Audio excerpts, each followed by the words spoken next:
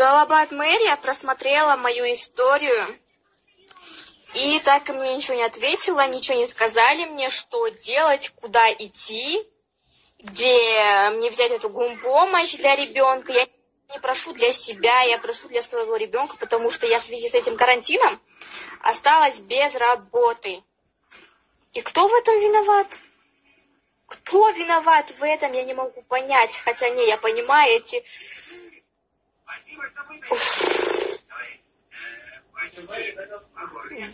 Ага.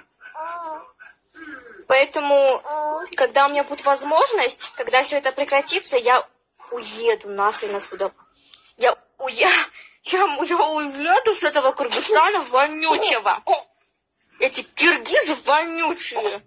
Я уеду отсюда.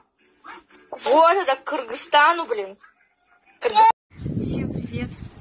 В интернете распространяется видео с моим участием, где я нелестно отозвалась о киргизской нации и о Кыргызстане.